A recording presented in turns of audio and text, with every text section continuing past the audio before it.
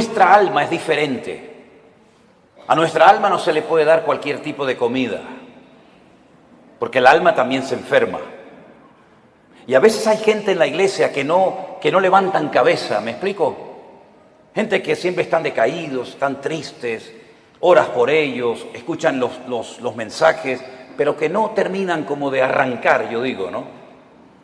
Y es que a veces no se dan cuenta ni ellos que tienen el alma enferma. Y a veces dice, ¿por qué me viene a mí de repente esa tristeza cuando yo estaba bien la semana pasada? ¿O por qué me pasa a mí esta cosa o aquella otra? Y es que uno tiene que ir al manual, a la escritura, y pedirle al Señor olfato y discernimiento espiritual. Y el Señor te va a mostrar probablemente qué es lo que está pasando en tu vida. Que a lo mejor llevas años con esa enfermedad espiritual, esa enfermedad del alma, y tú ni siquiera te has dado cuenta. ¿Saben que un día el Señor Jesucristo entró a predicar a una sinagoga? Las sinagogas no son como así, como tenemos el culto nosotros, donde están todos juntos, ¿no? Las mujeres, los hombres, los niños, las niñas. No, las sinagogas nunca han sido así, ni en el pasado ni ahora. Las sinagogas son para la reunión principal para los hombres, solamente los varones. Y los niños que han hecho bar mitzvah, que han hecho una ceremonia que pasan de niño a hombre, a partir de los 12 años y están con sus papás. Y las mamás y las niñas, ¿dónde están? Aparte, o en el balcón arriba, detrás de una pared, detrás de unas cortinas. Hoy en el culto lo pueden ver, pero no pueden estar juntos, hombres y mujeres. Aunque fueran marido y mujer, no pueden estar juntos. Ellas pueden ver al que predica, ellas pueden ver hacia afuera, pero los que están hacia afuera no las pueden ver a ellas.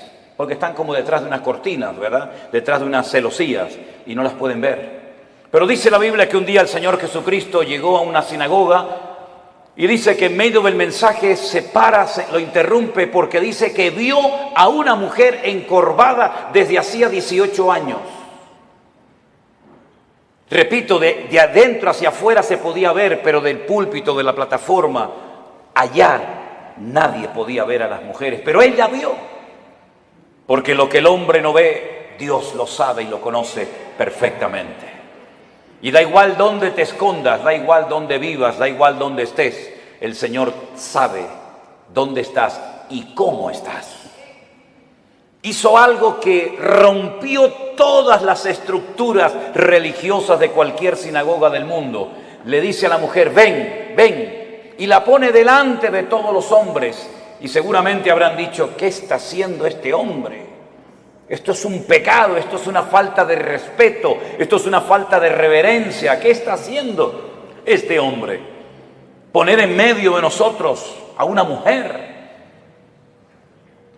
Y dice la Biblia que esta mujer no se podía enderezar. Estaba totalmente curvada su columna vertebral.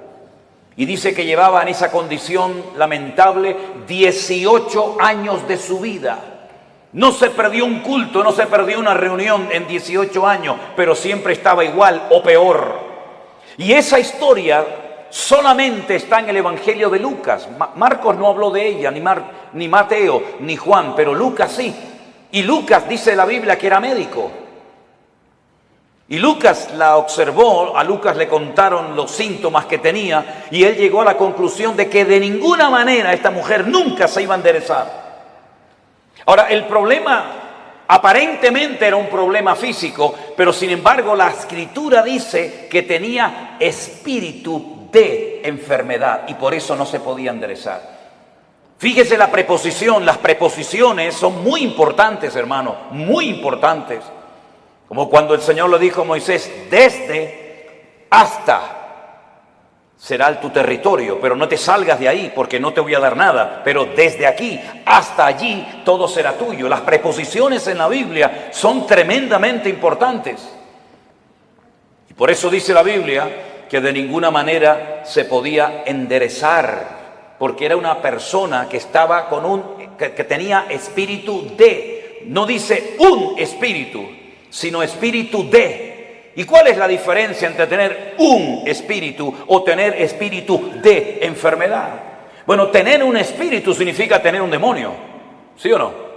Tener un espíritu significa tener una presencia demoníaca en tu cuerpo, y entonces cuando una persona tiene eso, las evidencias son muy distintas, amigo. No es lo mismo tratar con un esquizofrénico, no es lo mismo tratar con una persona, digamos, poseída, que con una persona, por ejemplo, que le dan ataques epilépticos, aunque a veces a endemoniados le pasan esas cosas, pero la sintomatología, la patología de la persona es completamente diferente. Y es una lástima cuando a un endemoniado se lo trata como a un loco, o a un loco se lo trata como un endemoniado, que es muchas veces lo que pasa en las congregaciones. No, él está endemoniado. No, no está endemoniado. Tiene un problema psicológico, problema mental. Por eso hay que orar mucho y pedir sabiduría y discernimiento al Señor para saber ayudar a cada persona según su verdadera necesidad y no lo que a mí me parece que tiene. Porque le puede hacer muchísimo daño a una persona, ¿verdad?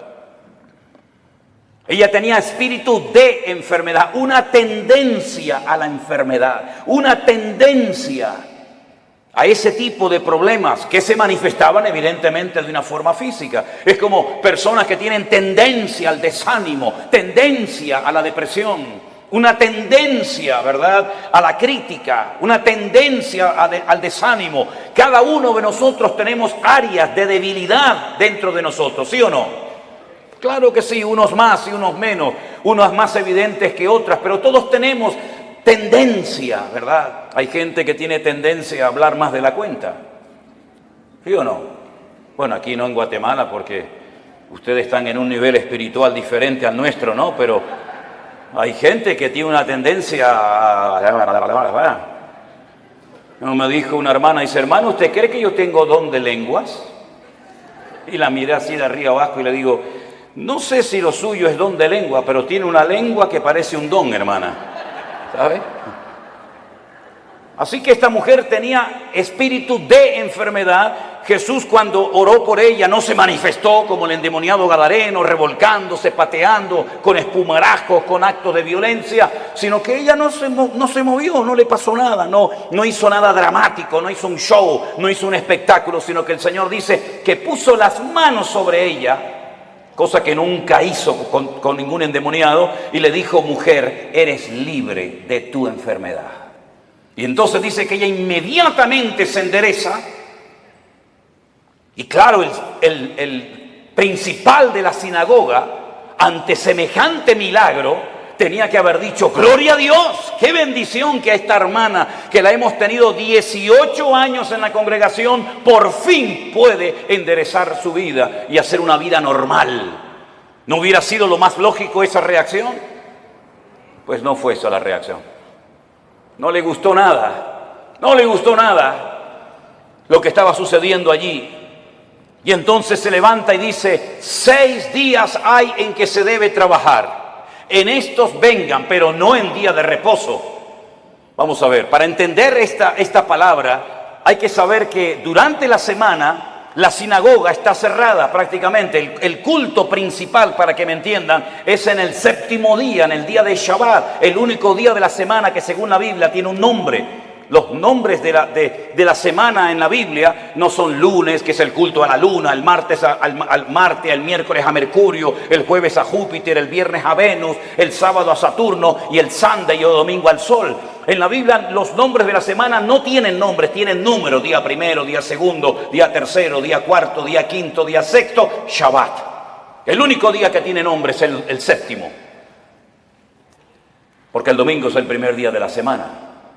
Luego, cuando la gente va a la sinagoga es en el día de reposo, y él lo que está diciendo, venid durante la semana, pero no en día de reposo. Entonces, si en día de reposo no me dejas venir y durante la semana está cerrada, ¿qué es lo que está diciendo este hombre? No me vengan a molestar ni a cambiar mis estructuras religiosas en la iglesia o en la sinagoga, porque no lo voy a permitir. Ante semejante explicación, el Señor Jesucristo se levanta y le dice en el culto, en la reunión, hipócrita. Oye, qué culto tan interesante fue ese, ¿eh? Una mujer que sale detrás de una cortina, que se endereza, el otro que no sé qué, el otro que... Fue un culto muy interesante ese día, ¿eh? Cómo me hubiera gustado estar a mí allí, ¿no? Cuando el Señor se le queda mirando a este y le dice hipócrita, yo le hubiera dicho, dale, Señor, dale más. Hipócrita, ¿no se levantan ustedes en día de reposo que según ustedes no se puede hacer esto, ni esto, ni esto, ni aquello, ni aquí, ni para allá, y desatan su buey del pesebre y lo llevan a beber, y luego lo traen otra vez, y a esta hija de Abraham que Satanás la tenía atada, la tenía ahí oprimida, no se le debía de desatar en el día de reposo, no dijo liberar, dijo desatar, que es diferente.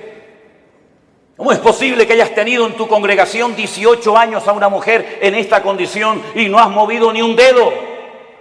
Y vengo yo y hace un milagro el Señor a través de su vida y su ministerio, y te enfadas y te enojas por lo que ha sucedido. ¿Saben que hay personas que no quieren que Dios les sorprenda? Hay gente que no quiere cambiar, hay gente que está cómoda, hay gente que está muy cómoda, muy apoltronada con su rutina religiosa, pero el Señor ha venido para romper estructura. El Señor ha venido a su casa a hacer lo que quiere, porque al fin y al cabo la iglesia no es suya ni mía. La iglesia es la casa de Dios y Él es la cabeza, yo soy el cuerpo. ¿Te vas a dejar sorprender por el Señor o ya lo sabes todo? Esto no se puede hacer, esto sí se puede hacer, ahora de pie, ahora sentado. Pero ¿quién eres tú, el dueño de la iglesia? ¿Qué te has creído que eres tú en la iglesia? El que abres y cierras la bendición de Dios. El dueño de la iglesia no es el pastor, no es los ancianos, no son los diáconos, no es la mesa directiva. El dueño de la iglesia es Cristo, y si no es Cristo tienes un grave problema. Porque te has convertido en propietario de algo que no te corresponde. En vez de un administrador, en un siervo, que para lo que está es para servir y no para servirse de, como muchos hoy en día, que en vez de servir a la gente lo que hacen es que se sirven de la gente y todo gira en torno a ellos y se enfadan cuando no le dice a la gente: sí, pastor, sí, mi hermano, sí, el ungido, como si los demás no fueran ungidos igual que el pastor. O usted no es ungido, usted no tiene el mismo espíritu que tengo yo en esta tarde, usted no lee la misma Biblia que yo, usted no va al mismo cielo que yo. Entonces, ¿por qué hacemos esas diferencias? No toque al ungido, no moleste al ungido. El ungido, ¿y usted qué es? Si usted no tiene la unción que yo tengo, entonces usted tiene un grave problema. Si el Espíritu Santo que mora en mi vida no mora en la suya, entonces usted no es cristiano, porque hay un solo Espíritu, hay un solo cuerpo, hay un solo bautismo, hay un solo Dios y hay un solo cielo para todos y cada uno de nosotros. Y eso es lo que dice la palabra del Señor, mi querido hermano. Y no hay esas diferencias. Una cosa es el respeto y otra cosa es el servilismo. Hay gente que en vez de ser siervos son como esclavos del hombre, esclavos de la doctrina, esclavos de la denominación, esclavos del ministerio. No, usted no tiene que ser esclavo de nadie, usted tiene que ser siervo de Jesucristo. Ahora dice la palabra de Dios que esta mujer se enderezó, cosa que no podía hacer antes, porque la presencia del Señor llegó a ese lugar. Y donde está el Señor tienen que haber cambios. Lo que no puede ser es que una vida, una familia, una iglesia llamada cristiana estén siempre igual. ¿Qué es lo que hace mucha gente cuando se les predica claramente la palabra y se sienten incómodos? Bueno, lo fácil es cambiarse de iglesia, ¿sí o no? Me voy de esta iglesia porque aquí no hay amor, me voy de esta iglesia porque no cuentan conmigo, me voy de esta iglesia porque el pastor no me ama, me voy y se van a otra y después te enteras que ya no están en esa, están en otra y en otra y en otra. Es que muchas veces el problema lo queremos resolver cambiando de lugar en vez de permitiéndole al Señor que nos cambie el corazón y nos cambie nuestro carácter y nos cambie nuestra vida. Y muchas veces creemos que ya hemos llegado a un cierto nivel espiritual en el que ya no necesitamos cambios.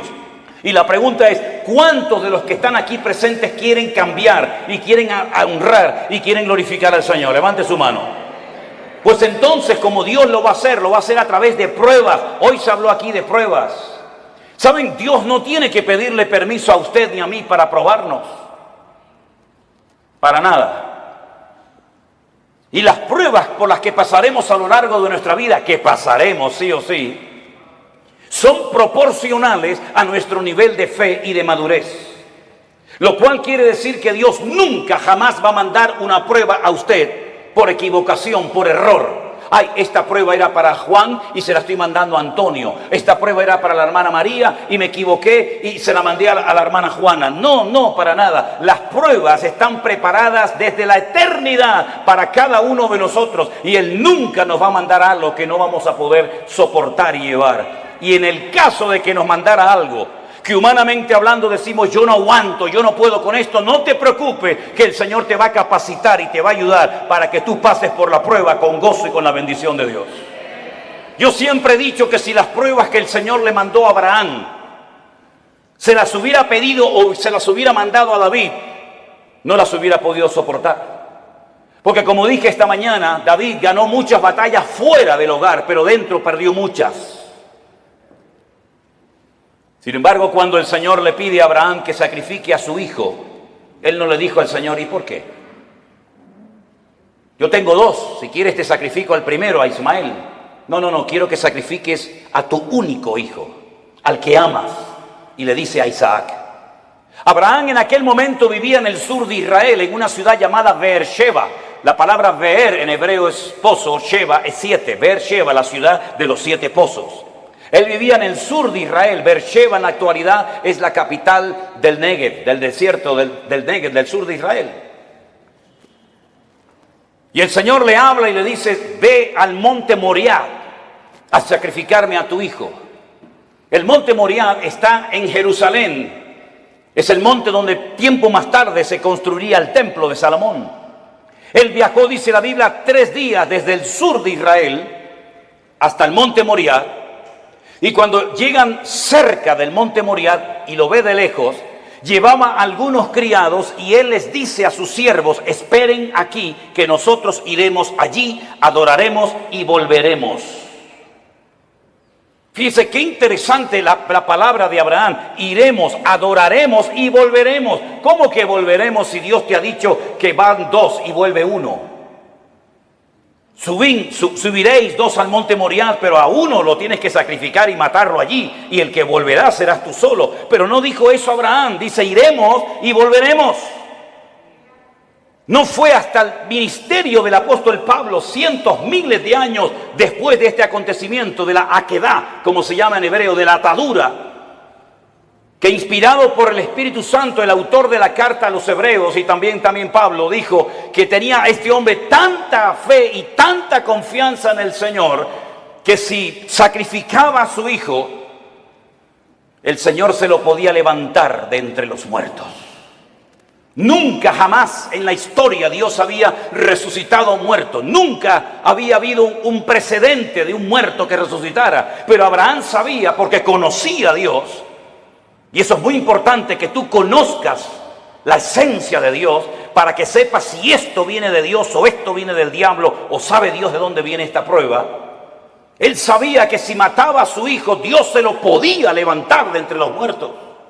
Cosa que metafórica o simbólicamente sucedió. Ahora, muchos se han imaginado toda la vida que Isaac era como un niñito pequeño, que si no quiere ir lo empujo y lo llevo a la fuerza. No se equivoque, no es así. Yo he visto en algunas iglesias y he visto en las escuelas dominicales que presentan a un niño de 7, 8, 9, 10 años, que el papá lo sube encima de un altar, lo amarra, saca el cuchillo y lo va a matar. Es que no es así lo que cuenta la Biblia. Si usted saca cuentas, y podríamos ir por los textos para demostrarle lo que le digo, Isaac tenía en ese momento 40 años. 40 años tenía el hijo de Abraham. Y por eso dice que iban ambos juntos, porque Isaac no era tonto. Isaac sabía perfectamente que un sacrificio necesita de una víctima, de un animal, cordero, cabra, oveja, buey o lo que sea. Y por eso él le dice al padre, padre, veo que llevas el fuego. Porque no era la primera vez que subía a un monte a sacrificar algo, a hacer un holocausto. Veo que llevas la leña, veo que llevas todo, pero falta lo principal, falta la víctima, falta el animal. Y el padre le dice, el Señor proveerá, hijo. El Señor proveerá. ¿Tú sabes que el Señor proveerá lo que necesitas? ¿Lo sabes? Abraham sabía que Dios iba a proveer lo que fuera, pero lo iba a proveer. Los dos caminaron lentamente hacia el monte Moriah. Isaac se somete a la voluntad del padre porque entiende que la víctima en ese caso, en ese día, va a ser él. Se deja amarrar, se pone encima del holocausto, porque la palabra que aparece en el texto original en hebreo no es que lo matara, sino que lo matara y lo quemara. Lo matara y lo quemara. Imagínate la prueba tremenda. E Isaac se somete y está dispuesto a ser una víctima inocente porque el Dios de su padre le ha dicho que así se tienen que hacer las cosas. Ahora, Abraham venía de una tierra donde sacrificar a hijos, sacrificar a niños, sacrificar a vírgenes, sacrificar a personas era lo más normal del mundo. Pero él sabía que el Dios de su padre no era un Dios que pedía víctimas inocentes de seres humanos, pero aunque no entendía nada, se sujeta al plan y a la voluntad de Dios. Hermanos, nosotros no hemos sido llamados para entender todo lo que Dios nos va a pedir y todo lo que Dios va a hacer en nuestra vida. Gracias a Dios no tenemos esa obligación de entender las cosas, pero sí tenemos la obligación y el deber de obedecer a Dios, aunque no entienda la voluntad y la voz de Dios para mi vida. Isaac no dijo, ¿y por qué yo? ¿Y por qué no Ismael? ¿Y por qué esto? ¿Y por qué aquello? Sino se sujetó. Silencio absoluto. ¿Oyen ustedes a Isaac hablando con su padre? ¿Oyen ustedes a Isaac quejándose contra Dios? En absoluto. Porque Isaac en ese momento, aunque él no era consciente, es un tipo de Cristo, sometiéndose a la voluntad del Padre Eterno, entregando su vida por todos y cada uno de nosotros. Y en el momento en el que Abraham va a sacrificar a su hijo, dice que se oyó una voz del cielo diciendo, alto Abraham, no lo hagas. La prueba no se produjo porque Dios quería comprobar la obediencia de Abraham. Es que Dios no te prueba a ti, mi hermano, ni a ti, mi hermana, para saber cómo vas a reaccionar. Es que Dios no necesita probarte para saber cómo eres. Es que Dios no necesita pasarte por una prueba económica, física, espiritual o de la índole que sea para comprobar si eres obediente o eres un rebelde, si eres una persona espiritual o eres un cabezón. Dios no necesita probarte para sacar conclusiones. Ya Dios te conoce desde el vientre de tu madre. Las pruebas son para que tú descubras cómo eres tú realmente delante de Dios. Es un test, es un examen, es una prueba que Dios te pasa a ti para que sepas si verdaderamente amas a Dios o no lo amas. Para que te des cuenta si eres tan obediente como dices o aparentas ser. Las pruebas no son para demostrarle a Dios nada, son para demostrarte a ti mismo el tipo de creyente que tú eres. No el que te gustaría ser, sino el que realmente eres en ese momento. Y en esa prueba sale tu verdadero yo. Sale lo mejor de ti o puede salir lo peor de ti. Es en la prueba donde se ve realmente si se puede contar contigo. Todo eres bla, bla, bla, bla, bla, planes, proyectos, ideas, pero a la hora de verdad no vales para nada. Es en la prueba donde se demuestra si tú verdaderamente tienes paciencia y tienes temor de Dios y respetas al Señor y estás dispuesto a sacrificarte. Las pruebas, repito, no son para demostrarle a Dios nada. Las pruebas son para que tú te des cuenta el tipo de madurez, tus debilidades, tus carencias o tus puntos fuertes. Y es interesante notar que no fue necesario que Abraham sacrificara a Isaac, porque quedó bien claro para todo el mundo allí presente y para las futuras generaciones que Abraham era un hombre que amaba a Dios. Fíjense qué interesante que Abraham nunca leyó la Biblia. Abraham nunca leyó los Proverbios. Abraham nunca supo nada del Apocalipsis. Abraham nunca tuvo un pastor. Abraham nunca habló en lenguas. Abraham nunca, jamás asistió a ninguna congregación. Pero entonces, ¿cómo tenía tanto conocimiento de Dios sin pastor, sin iglesia, sin escuela bíblica, sin iglesia virtual, sin nada? ¿Cómo llegó a conocer tanto ese hombre a Dios? Porque Abraham se terminó dando a conocer como el amigo de Dios.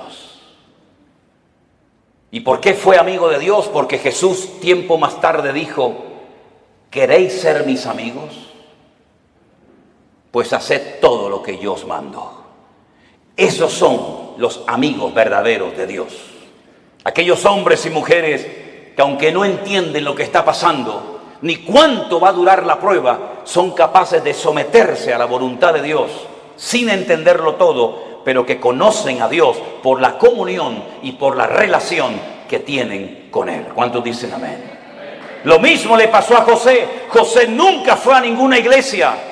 José nunca tuvo un pastor que le instruyera, que le ayudara, que le aconsejara. José nunca leyó la Biblia, pero cuando llegó el momento de la prueba más grande de su vida, Él salió corriendo porque él dice, ¿cómo voy yo a pecar contra mi Dios haciendo semejante cosa? ¿Cómo él sabía si no estaban los 10 mandamientos escritos? No estaba ni una palabra, ni una coma, ni una tilde de la Biblia escrita. ¿Cómo él sabía que eso no le agradaba a su Dios? Porque el que conoce a Dios sabe lo que a Dios le agrada y lo que Dios abomina. ¿Por qué hay tanta gente en las iglesias hoy en día que están todo el santo día pidiendo confirmación? ¿Me puede el Señor confirmar si estoy llamado o no? ¿Me puede el Señor confirmar si tengo que ir allí o no? ¿Qué confirmación necesitas tú, mi hijo? Lea la Biblia, métase en la comunión con el Señor y no va a necesitar que nadie le ponga la mano encima para que le diga lo que usted tiene que hacer. Esa dependencia enfermiza de la oveja, del pastor, como si el pastor fuera su papá, como si el pastor le tiene que decir, vaya al baño ahora.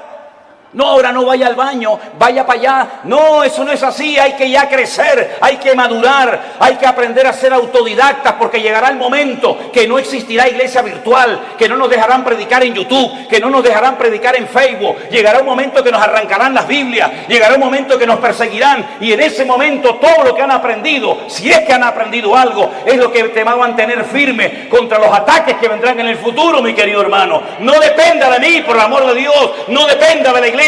Dependa del Dios Todopoderoso, aleluya. Y si no lo aprende, dudo que aguantes la prueba, porque la prueba solamente la aguantan los que aman a Dios. Yo he descubierto eso, hermanos. Las pruebas no las sacan con buena nota, con buena calificación los que han aprendido a cantar muy bien. Las pruebas no las aprueban aquellos que saben, digamos, predicar muy lindo. No, las pruebas las aprueban con muy buena nota los que en el fondo aman a Dios con toda su alma y con todo su corazón. Porque cuando una persona ama, hace cualquier locura. Cuando una persona ama, está dispuesta a poner a un hijo sobre un altar y degollarlo como si fuera una bestia. Cuando una persona ama, es capaz de oír de los labios de Cristo, vas a morir crucificado como yo. Y Pedro dice, tú sabes que yo te amo, Señor. Cuando una persona ama, está dispuesta a estar solo en una cárcel, sabiendo que no estoy solo, sino que Él está conmigo, y puedo terminar mi carrera y guardar la fe. Y cuando uno ama a Dios de todo corazón, puede escribir una carta diciendo, en mi primera defensa ninguno estuvo a mi lado, todos me desampararon. Pero no lo habla desde la amargura, no lo habla desde el rencor o el resentimiento, sino que dice, no se preocupen, hermano, Demas me abandonó, Alejandro me causó muchos males, el otro se fue por aquí, el otro se fue por allá, me sacaron de la celda, me llevaron al juicio, nadie estuvo a mi lado, pero el Señor estuvo a mi lado y me dio fuerzas, aleluya, y me guardó de la boca del león. En el peor momento de su vida, cuando todos, Timoteo, Tito, Priscila, Aquila, Silas, el otro tenían que estar con Pablo, ni uno apareció. Pero el Señor estuvo a mi lado y me libró de la boca del león y me seguirá librando. A Él la gloria y la honra y el imperio por los siglos de los siglos, dice Pablo. A ese nivel tenemos que llegar. A ese nivel de fe, a ese nivel de madurez, a ese nivel de esfuerzo y sacrificio es al que tenemos que llegar todos y cada uno de nosotros. Porque todos vamos a ser probados en mayor o en menor medida. Y dice la Biblia que los que son fieles y aman al Señor, Dios nos guardará de la hora de prueba que ha de venir sobre todas las naciones de la tierra. Hace años atrás la gente de Europa venía a América, cuando el continente europeo quedó totalmente arrasado por la Segunda Guerra Mundial. Alemania quedó destrozada completamente, Italia quedó destrozada, toda Europa plagada de muertos, edificios derrumbados, familias destruidas, 6 millones de judíos asesinados en los campos de exterminio nazi. No había esperanza, no había trabajo, no había comida, no había nada. La gente cogía barcos y se iban a Argentina, se iban a Cuba, se iban a Venezuela, como mis antepasados se fueron en barcos de vela a Cuba, Argentina, a Venezuela, porque eran países que ofrecían una esperanza a millones de personas que lo habían perdido todo, padre, madre, salud, casa, de todo. Pero ya eso pasó a la historia, mis queridos hermanos. Y más ahora que hemos conocido y hemos descubierto la perla de gran precio, que es nuestro Señor Jesucristo. Yo no necesito ir a los Estados Unidos para ser bendecido. Yo no necesito irme a países árabes o a Dubái, porque allá hay mucho trabajo. ¿Es que acaso el Dios de Guatemala o el Dios de Nicaragua o el Dios de Haití o el Dios de Cuba o el Dios de Japón es más pequeñito que el Dios de allá? ¿No ha dicho el Señor, yo estaré contigo todos los días hasta el fin del mundo? ¿No nos ha demostrado el Señor que Él es el dueño de la plata y del oro? Que no es mi esfuerzo personal, sino es la misericordia y la grandeza de Dios lo que a mí me permite hoy comer, vivir, respirar y tener victoria en mi vida. Permítame decirles que este muchacho que estuvo a punto de ser sacrificado, imitando o intentando imitar el ejemplo de su padre, cuando hubo miseria y los animales no tenían pasto para comer y faltaba el agua en los pozos, él sintió en su corazón hacer lo mismo que hizo su padre, que ir a Egipto. Oye, cada vez que había hambre y miseria en Canaán, siempre había de todo en Egipto. Nunca faltaba el agua, nunca faltaba el pasto, siempre en Egipto había de todo. Y el Señor le dice a Isaac, no vayas a Egipto. Pero Señor, mi padre fue a Egipto. Claro que tu padre fue a Egipto. Y Egipto se le metió en su casa. ¿O no te acuerdas de tu hermanito Ismael, de quién nació? Y no te acuerdas de doña Agar, no te acuerdas que se fue de Egipto, pero Egipto se le metió en la casa. Tú no tienes que ir a Egipto para nada, tú te quedas aquí. Pero Señor, yo vivo en Beersheba, yo vivo en un desierto, no hay agua, no hay nada. Y el Señor le dice, siembra. ¿Pero dónde? Siembra ahí en la arena, siembra en la arena. Y después, ¿cómo riego la semilla? Escarba, busca, y empezó a escarbar, ¡pum!, le salió agua. Y vinieron los enemigos y dijeron, hay que taparle el pozo. Y le taparon el pozo. ¿Y ahora qué hago? ¿Me voy a Egipto? No, vete más allá. Siembra más allá y busca agua. Y encontraba agua en todos los lados. El agua estaba debajo, solamente había que buscarla. Y dice que ese año sembró y cosechó a 100 por 1 en el desierto sin agua. Y al final vinieron los enemigos, los que le echaban tierra y piedras a sus pozos, a hacer un pacto con él, a pedirle perdón y a decir, se nota que Dios está contigo. Eso es lo que el mundo necesita ver en nosotros los cristianos. Que nuestra dependencia no está del dólar, nuestra dependencia no está de los países del norte. Nosotros dependemos del Rey de Reyes y Señor de los Señores. Y el Señor está contigo como poderoso gigante. ¡Alabado sea Dios! ¡Aleluya! ¿No dice el Señor que yo soy el Dios de la plata y del oro? Qué fácil es decirlo, ¿no? ¿Sí? Nosotros hemos vivido por fe 40 años de nuestra vida y hemos enseñado a nuestras hijas a vivir por fe. Y hemos vivido desde el minuto 1 que nos casamos y desde el minuto 1 que salí de la escuela bíblica he vivido por fe. No he dependido de nada ni de nadie, sino solamente del Señor. Ha habido momentos de abundancia, ha habido momentos de escasez, pero el Señor nunca nos ha fallado, jamás, jamás. Hemos dormido en grandes hoteles, hemos dormido en carreteras, hemos dormido en selvas, hemos dormido en gasolineras, hemos dormido en la calle, hemos dormido en casas abandonadas, hemos dormido en montones de lugares, pero no da igual, porque lo importante no es lo que uno tiene, lo importante es lo que uno es en Cristo Jesús. Y ese nivel de fe es la que necesitamos hoy en día los cristianos del siglo XXI. Yo decía esta mañana y se lo recuerdo que a veces el mundo se ha metido de tal manera en nuestras vidas que parece que si no tenemos el último zapato, la última camisa, el último teléfono, la última computadora, como que nos entra la depresión. Y yo pregunto, ¿qué tenía Pablo? ¿Qué tenía Pedro? ¿Qué tenía Santiago? ¿Qué tenían nuestros hermanos en la Segunda Guerra Mundial? No tenían nada, pero cuanto menos tienes es cuanto más el Señor está contigo. Y esa es la vida que el Señor quiere que vivamos. Por eso yo siempre he predicado y lo digo. Hermanos, la Biblia que predicamos es la misma. El Espíritu Santo es la misma.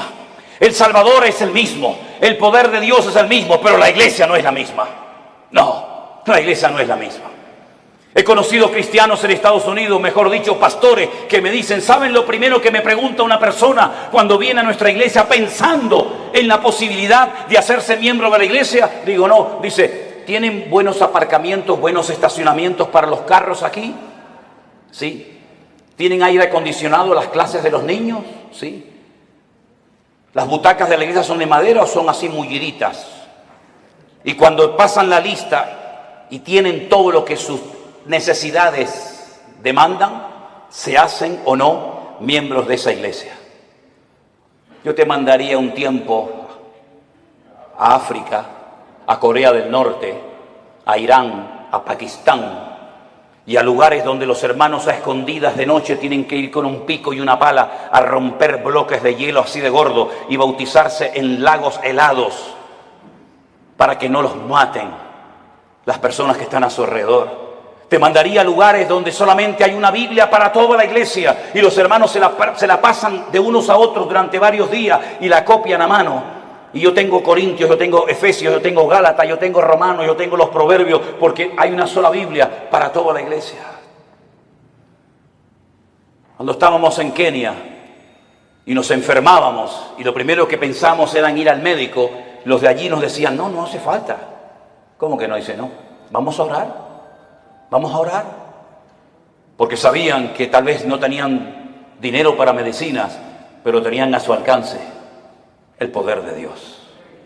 Nos hemos hecho tan burgueses espiritualmente hablando, que si se retrasa la comida 10 minutos ya nos ponemos nerviosos. Nos ponemos tan nerviosos cuando faltan determinadas cosas. Y después algunos me dicen, no, yo quiero servir al Señor. Me vino uno una vez a la iglesia y me dice, yo quiero servir al Señor. Y estaba de pie, yo estaba poniendo la moqueta en la iglesia con un señor ya muy mayor. Y le digo, ¿y por qué no te agachas y me ayudas a poner la moqueta de la iglesia? Y me dice, es que yo soy cantante, yo soy músico. Digo, tú eres un idiota. ¿Cómo que cantante y músico? ¿Los cantantes y los músicos no trabajan? La Biblia dice que el que no quiere trabajar, que no coma, es decir, que se muera de hambre. Eso dice la Biblia, ¿eh? No quiere trabajar, no coma. Y el que no come ya sabe lo que le pasa. ¿No trabajaba el Señor? Dice, yo trabajo y hago la obra del que me envió. En otras palabras, mis queridos hermanos, la iglesia tiene que despertar y darnos cuenta de que si la iglesia sigue viviendo como ha vivido en estos últimos 30, 40, 50 años, por eso la iglesia entró en una decadencia, por eso el mundo se metió en la iglesia, por eso la gente ha salido herida, por eso la gente ha comido veneno y comida caducada en las congregaciones. ¿Por qué? Porque nos hemos agarrado a cosas y hemos convertido a la iglesia en el campo, cuando la Biblia dice que el campo es el mundo, no la iglesia. Y por eso para algunos la iglesia virtual era una locura, porque necesitan el púlpito, necesitan la banca, necesitan tocar. Y el Señor nos ha enseñado que sin púlpito, sin banca, sin nada, el Señor ha alimentado y bendecido a su pueblo en todas las naciones de la tierra. Por eso yo les animo a todos y a cada uno de ustedes que no olviden todo lo que hemos aprendido desde marzo del 2020 hasta el día de hoy. Que no tengamos una amnesia, sino que recordemos todo lo que el Señor nos ha venido enseñando y mostrando día a día. Estos testimonios de gente cambiada, estos testimonios de gente sanada, testimonios de familias restauradas, todo esto lo ha hecho el Señor sin necesidad de que una persona sea la estrella y el protagonista. La obra la ha hecho el Señor nuestro Dios, al cual le damos a Él siempre toda la gloria y toda la honra. Aleluya. Así que, mi querido hermano, Dios sí que nos guardará de las pruebas, claro que sí, pero nuestro nivel de madurez tiene que ser elevado. Me sorprendió mucho cuando fuimos a la cárcel el otro día, los pastores, sí, pastores que están allí también cumpliendo condena, privados de libertad, pero saben que ese es el momento y el lugar donde tienen que estar atendiendo y ministrando a otras personas. Cada uno de nosotros tenemos un lugar en el cuerpo de Cristo. Yo sé cuál es el mío y cuál no es el mío. Pero yo quiero que usted cierre sus ojos en esta tarde y a partir de hoy se proponga seriamente decirle al Señor cuál es mi sitio y cuál no es mi sitio. ¿Qué tengo que hacer? Y